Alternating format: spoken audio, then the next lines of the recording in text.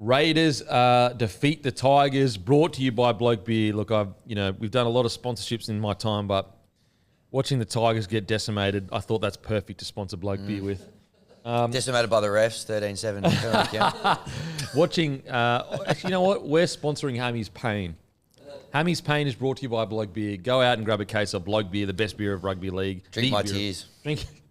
Yeah, we're coming out limited edition of Hammy's Tears, Imagine a 13-7 penalty count losing 32-12, Hammy. Well, what do? You just can't get away. Can't get any momentum up. Let the game flow, boys. Let it flow. When I ref the charity match a couple of weeks, guys, let the game flow. And look at that. We had a nice, tight game, a lot of highlights. Both teams were in the game.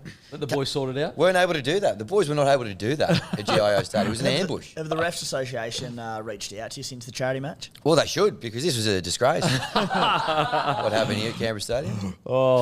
Okay, the Raiders made just one error, completed 24 out of 25 sets to the opening 57 minutes. And they finished with 92% completion rate. Look, it's there's so many pitfalls that you can get caught in with getting too pumped for teams early on the year. Obviously, last week with the Dragons, we all got excited. Very, holy. It's the Flano style of footy. The boys are looking really good. So I don't want to get too excited. But I tell you what, the most, not surprising is the wrong word, but the most impressed compared to where I thought they would be for me right now is the Canberra Raiders. They look absolutely outstanding, completing at such a high rate. There's an argument to be made they're the most committed playing group to their game plan, to their coaches' wants. Their first two rounds have been nothing short of just almost probably 9 out of 10 each game. Their forward pack is doing exactly what you want them to do. Some of their players that we've talked about, can they get points, can they not get points, have been outstanding. Even Rapana at the back there has been really good. But the main one that really excites me at the Raiders is Strange at 6. Yeah. I just think that, we spoke about it in the trials where even though that first trial, did he set the world alight? No, he didn't. But when he got the ball, it just looked like there was energy around him. And I think we saw what that can bring on the weekend. He just had energy. He was just creating things, and he might just be the spark the Raiders need in that spine and back line to fight for an position in the 8. Timmy, what do you think of the game? Yeah, you've summed it up quite well there early, Kempy, but been sort of a little bit critical throughout the pre-season challenge and even after last week's big win over Newcastle. Just try not to get ahead of myself because we were scoring points, because there was nothing polished about the way we scored our points, and the attack when we try and use the ball wide was clunky. And I'm sort of sitting there going, all right, we've got this great forward pack.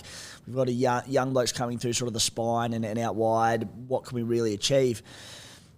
With every week that goes on, you just sort of sit there and go, this forward pack is so good that if we can win the middle each week and continue to complete at 85 to 90% plus, we just don't give teams opportunities to get in, and we dominate possession, we dominate field position. And I was sort of sitting there going, all right, how is this going to go against the better teams in the competition, the Broncos, the Panthers, at the business end of the season, hopefully come finals time, will we have enough points in us? But look, if you're winning the middle and you're completing at that percentage each week, tries will come off kicks. Tries will come off offloads via, Zach Hosking, who's been outstanding to start the season. Hudson Young, who can pull things out of nowhere, one of the most creative back rows in the game.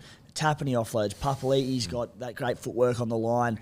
Points will come. So, shock horror, Ricky Stewart knows more about footy than I do, and he's just got this game plan that so far is working so perfectly. Well, I just love the fact that you're not beating yourselves.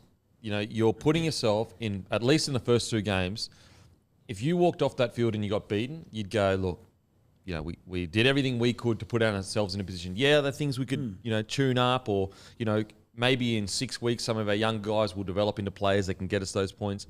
But just the way you're playing at them, put it this way, like that style of footy probably beats the Broncos on the weekend, because you're completing at such a high rate. You probably would have got such a kick on that they wouldn't have been able to catch up in the end there. And the thing with the Raiders is that, what is the plan? I'd assume anyway. The plan is to just get through that first half of the year in hopes that the young guys by the end of the year are, starting to really step up and become, I wouldn't say top tier, but at least good enough to be able to put points on you for you. And at the moment, you're giving yourself every opportunity to do that. And you look at this forward pack, like teams we've already spoken about in, like, say, the Brisbane Broncos and the Parramatta Eels, where they're needing this punch for the entirety of the game and they lose it when players go off, and talking about how the Eels have had to sort of split RCG and Bolo to have, the key enforcer on the field. The Broncos, after losing Flegler, losing Palacia from last year, they can't sustain the middles all game, or they can have troubles with them. The Raiders, they've got Gula, Mariota, and Solo coming off the bench. They don't sound like they're not big names by any means, but they're some of the best bench forwards in the competition at the moment. You've got Corey Horsburgh to come back. You've got Elliot Whitehead to come back, who, with the way Hosking's playing, that's probably going to be off the bench. And then you've got Trey Mooney, who's killing it in reserve grade. It's just relentless. Like, you don't get a break. What do you reckon, Roo? Mate, what stood out for me, you said it then, you don't want to get ahead of yourself with the Raiders. We potentially did it with the Dragons last week.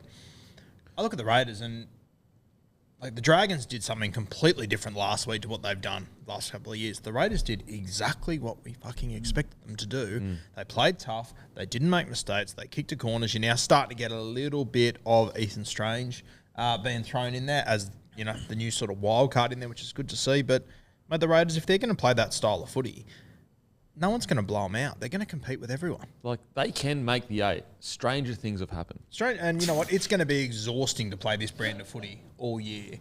Nice, that was like very good. There's your Bloke Chronicle headline. But this is rugby league.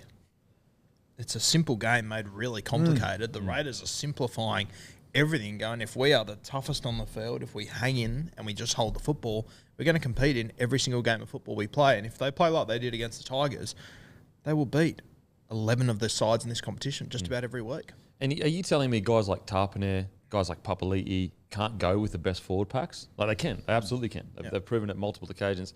And another thing as well is I just think Timoko he's almost out of sight, out of mind because he's down at the Raiders or whatever. His progression as a centre, every touch is class now. Like, he's just getting better and better. Like, he's not taking, 25, 30 runs a game, but every time he touches the ball, something is happening again. So that means that hopefully by the end of the year, he continues that improvement, and all of a sudden you've got an out-and-out top-tier strike centre that can put points on for you. Yeah, and you look at them, certainly if they went 0-2 to start the season, all of a sudden there's pressure heaped on Ethan Strange. Is he good enough? Can he cut it at this level? And then if K Weeks comes in, there's pressure on him. It's just like there's just all of a sudden no pressure on this Raiders side because of how well we've started the year. We compare it to, say, the Rabbitohs and Lachie Ellis, where there's a ton of pressure on him because of a slow start. The Raiders, they just look like in such a good place to start this season. And on top of that, you look at their reserve grade side, they put 50 on the board on the weekend. Chevy Stewart starred. James Schiller absolutely killed it. K Weeks, another good performance. Trey Mooney scored a try. He ran for 200 metres in 50 minutes. 90 post contact for Trey Mooney. There's a try assist or a try. I think he had try. Was it there? Might have been last week. Might have been last week, but he's been not flying, Trey Mooney. Yeah. So, 9 tackle breaks for Trey Mooney, 5 for Chevy Stewart. And I don't think these guys will come in right now, but depth, fantastic to see. Oh, the depth is crazy. Another thing to point out as well is, Ricky Stewart doesn't get enough credit. Hosking was at the Broncos. He was at the Panthers. He's obviously now at the Raiders. This was the best game of his career by a long shot. And Ricky Stewart deserves credit for creating an environment. Now, obviously, it's the Penrith environment is the best environment.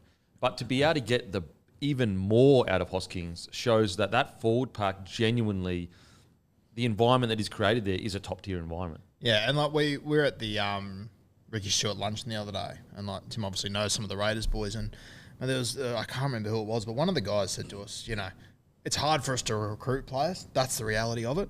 We want to get tough bastards who will put their head where most wouldn't put their foot. And I remember he said Hosking and Smithies are those two guys. And they've been, in my opinion, they're two best players to start the season. So Hosking, a try assist, 13 runs, 133 metres, 45 post contact, 7 tackle breaks, a line break, 2 line break assists, 2 offloads, 35 tackles, 0 miss, 0 errors. From the ugliest bloke on the field, incredible.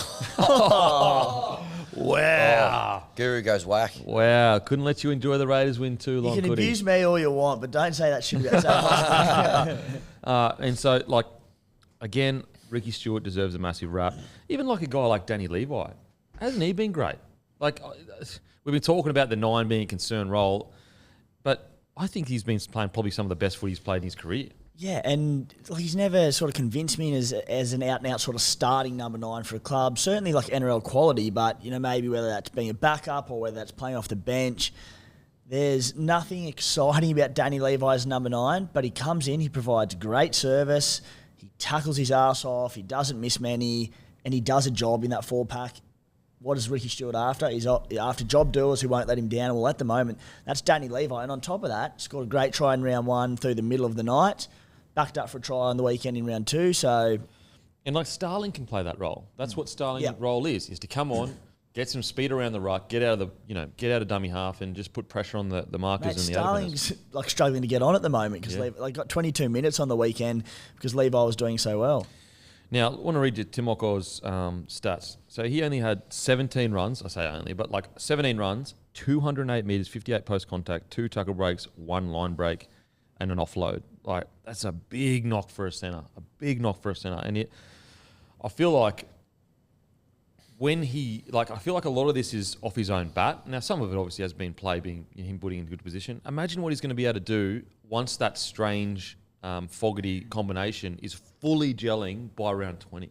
I think it was huge for him as well in the off-season to get a gig with the Kiwis, go on that tour, get a bit of a different experience than being down there in Canberra, because the reality is like he's not playing with any other strike centres or strike outside backs down there. He gets in with the Kiwis, spent a few weeks with Joey Manu, et cetera, et cetera. He would have taken a heap from that, and the confidence he's got from it has just been massive. Sebastian Kris, I thought he also had some really classy moments down the short side there. I think he had 2 line break assists. Again, like these are all really, really good signs for the Raiders.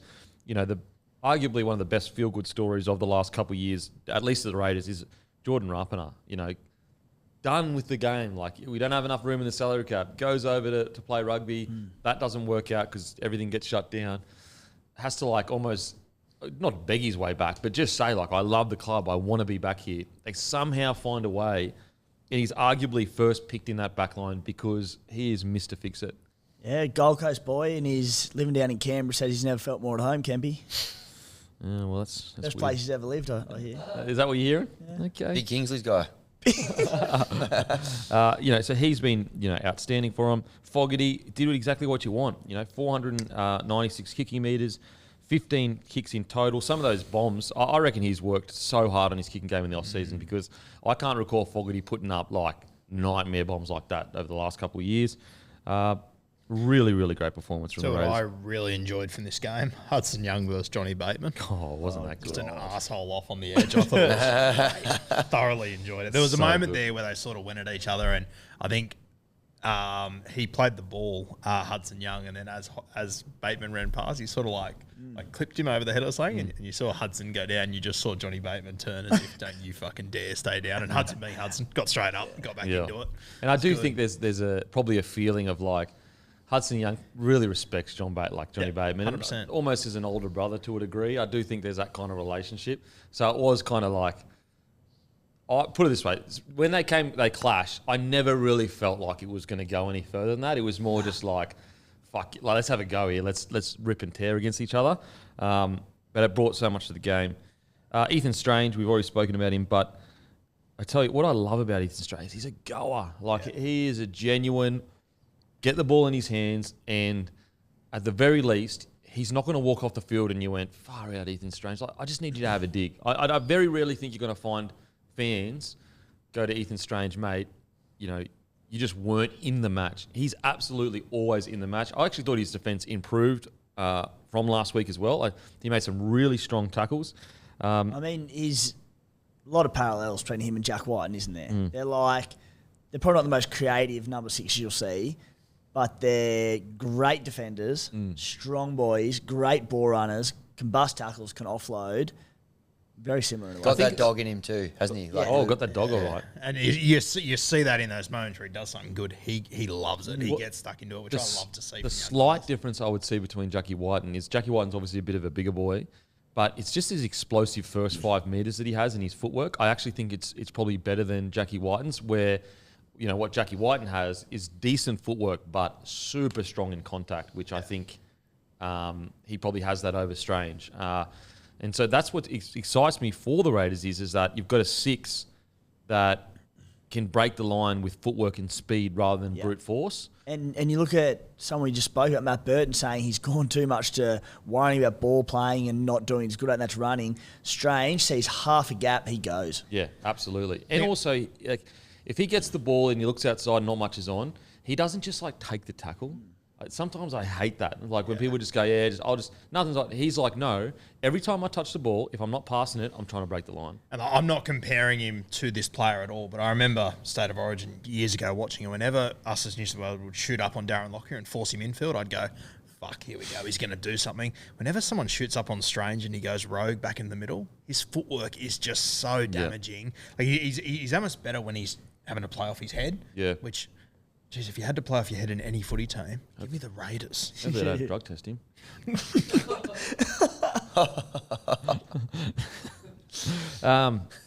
So great. Fuck. Great performance from the Raiders. You couldn't ask for literally anything more. And yeah, the Milk have started the year well. And if they can bank up enough wins and they just somehow can fight their way into the 8, stuff playing them in the finals footy. Like they're just a finals team. I know they didn't win that game against the Knights, but they weren't even supposed to be in the game. It was supposed to be 13 plus for the Knights. Yeah. So yeah. I think Ricky Stewart spoke post game as well. Sounds like Corey Horsburgh will come in as a front row forward. I'll keep Smithies at 13. I like that. Wow. Smithies 80 minutes in the middle on that is weekend. a crazy front row rotation. Yeah. Like you've got essentially 3 Origin. Like Tarpanet would be playing Origin if he was, a New South Welshman or a Queenslander. So you've essentially got 3 Origin front rowers that are just far out. That's good. Okay, now on to the Tigers. For me, what killed them was that first 20 minutes. Like they just got blown out of the water, and then they just couldn't catch up. I know that they got within striking distance again, but once that first 20 minutes was over, like the game was essentially done. There's no way the Raiders were going to allow, not this version of the Raiders anyway. Happens a lot. Just first, concede 2 tries in basically 10 minutes, and then you're just playing catch up the whole time. Very hard to get yourself back in the game there. Well, Savage scored 37th minute, the 4th try. There's only 1 try after that. It was Hosking off a kick. Yeah. So it's like, it's very easy to look at that score and go, they got absolutely pumped. And yeah, okay, they did. But when you look at the period of when they got their heads in the game and said, all right, there's a game here. And to be in their defence, it is their round 1, whereas it's round 2 for the Raiders. So there's a bit of an understanding as to why they could have got blown off the park. What I will say, though, is I did think their bench that came with a bit more energy than their starting front row. 100%. Yep. And I don't know whether that's a concern or a positive. What do you reckon, Hammy? Well, we were just talking about the Eels a minute ago, and you go, they start with an absolute dog like Regan Campbell-Gillard. Then off the back of that, you got Junior Polo comes on, and there's just, for the opposition, there's no rest. For us, it felt kind of a little bit the other way around. I think both of our starting front rowers, neither of them ran for over 100 metres for the game, which is a bit of a concern. Twal, maybe you just start with him and bring one of the other guys. Maybe I'd be starting Twal. Yeah. Because I felt he came on and just got through the dog work. Yeah. He's a perfect starter. He's not an impact player, Twal. Yeah, exactly. He goes in, he's solid through the middle. He won't miss a tackle. As you said, Kemp, he does the dog work early on. Yep. I personally, we've been really high on Stefano for a few years, saying like this year will be the year, this year will be the year. I think you need to change his role. I think you need to put him on the bench. Yep. And you need to say, mate, you're an impact player now. For now, For now, you're an impact player. We want 20 to 30 of the best from you. And then once he gets that foundation, then we can look at expanding your role. But at the moment, there's just I just think, for example, when Papali'i got held up, you go back and watch it, Stefano kind of comes up out of line, then just almost switches off when he sees Papali'i go back inside. Little things like that. I understand Stefano's a big, big bopper. So it's like, okay, how do we remove stuff like that out of his game? Because we don't want him out there fatigued. I think it is bringing him off the bench and just going, mate, 20 minutes of going hard. Rate it. I really think they need to do that. I thought it was really interesting too. Like Benji, a lot of high praise this preseason for Alex Seyfarth. Played 20 minutes and didn't come back on. Do you think that's because of the start though? I'd say so, but obviously this game did not go to plan for the West Tigers and Benji Marshall, but it leaves their forward pack in a really interesting spot. What they do now. Yeah, look, I thought Fino off the bench was really good. Yeah. Oh, look, he was outstanding. Yeah. Looks That's what I mean. fit as. Twal and Fanu, they came on and lifted the Yeah. energy. And all of a sudden, the Raiders pack were just absolutely having their way. All of a sudden, they were a little bit on the back foot. Yeah, I think you'll see Fanua Bole in the starting 13 this week too. I reckon he'll be the lock forward. Look, yeah, I'd be starting Clemmer and almost asking Clemmer, because he only played 38 minutes, Clemmer. So when you look at that amount of time played, you're basically saying, mate, I need that first 20, just everything you got. Alex Twal, 2 missed tackles. The writing on the wall, done. Done. He's done. When was the last time he missed 2 tackles? Unbelievable. Well, there's a lot against, the Tigers there. Apparently there's a horrendous smell as well. That's got to be tough for a visiting team. We heard it discussed in the press conference, so let's not, they're back against the wall there for a bit of Tigers. 12 comes on, 10 runs, 105 metres. Bole comes on, 12 runs, 121 metres. So I just wonder whether it's worth starting 12. I really do. We know he's one of the better defensive front rowers in the game. Yep. We know he's got an incredible motor. I just think that there might be a way to change it up because David Clemmer and Stefano, they're both big boys. And if you have them both on, maybe with the speed of the game, it's a little bit too much of it. You could make the argument with RCG and Junior Bolo, they're huge boys too. So maybe that's a similar situation where the speed of the game is you don't want them both there, you just need one big bopper there. Yep. Yeah. I say it every week. I would love to see Asu Kapoa in this side somewhere. I think him coming off the bench, his leg speed around the middle could really cause some havoc. He's got a nice little offload in him. He was 18th man on the weekend, but I would be finding a spot for him somewhere in this side. Well, you might find it depending on what you want to do with that 14 jersey, but I do think you're probably bringing Caesar for Sullivan. Mm-hmm. Yeah. I'll be honest. I was disappointed with Bud Sullivan.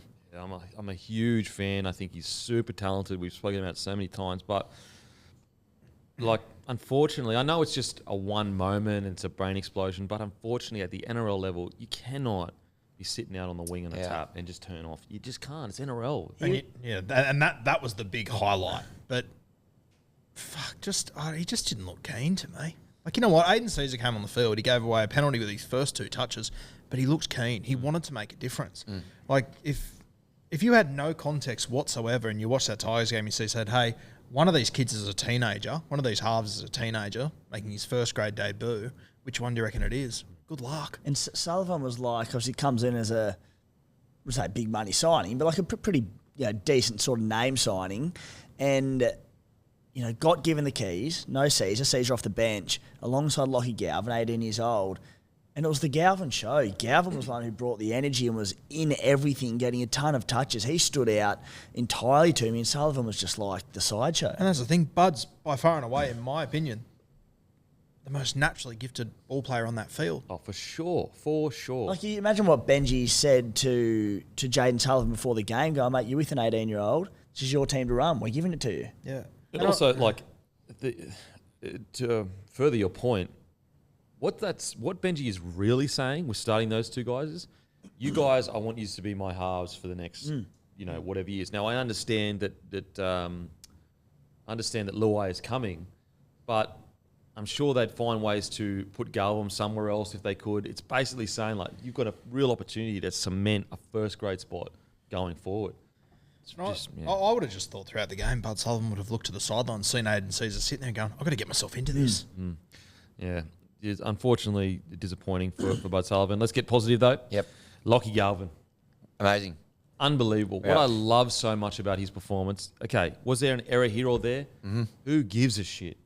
Because it's similar to the Strange where every time he got the ball, you're on the edge of your seat. Is something happening? Is something happening? When was the last time you kind of had that feeling at the Tigers? Been a while. Yeah, you had the 1 line break, 3 tackle breaks, set up that beautiful try back inside the Buller as well. Very exciting signs for an 18-year-old to be playing their footy like that. You're spot on. Every time he had it, you just thought there was something about to happen. We didn't get that with probably either of the other halves. So, it's good to see him get a start there. Hopefully they just kind of stick with him for the next little while. Just keep investing games into him because... The key stat I love is the attack was...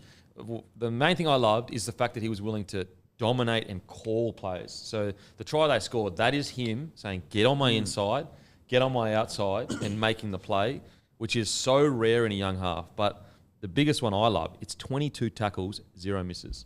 You know who he looks like and plays like? Michael Morgan. Oh, yeah. There's just energy around him all the time, and he's just always taking the game on. Yeah, he's not afraid to just body up with blokes as well.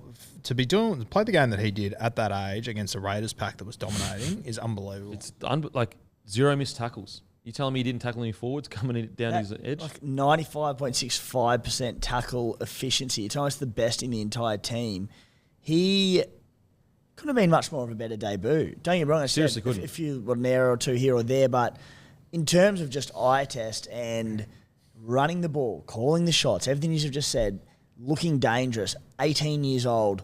He's also not doing it alongside an experienced halves partner who was running the show and making life easy for him. He was basically doing it. Well, and also, even some of the best halves in the competition cannot build momentum off a forward pack that's being dominated. Yeah. His pack was getting dominated, and he's still got stats of 14 runs, 146 metres, 34 post contact, 3 tackle breaks, a line break, an offload, 22 tackles, 0 misses.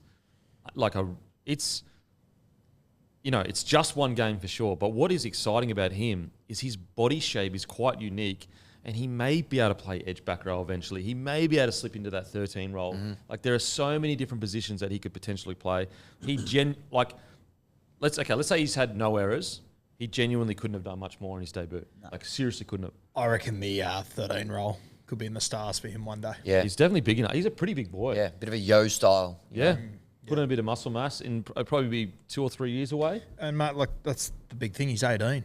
He's still got a boy's body. Once he really grows into it and has a few NRL preseasons, hate to say it, but CBA. Yeah.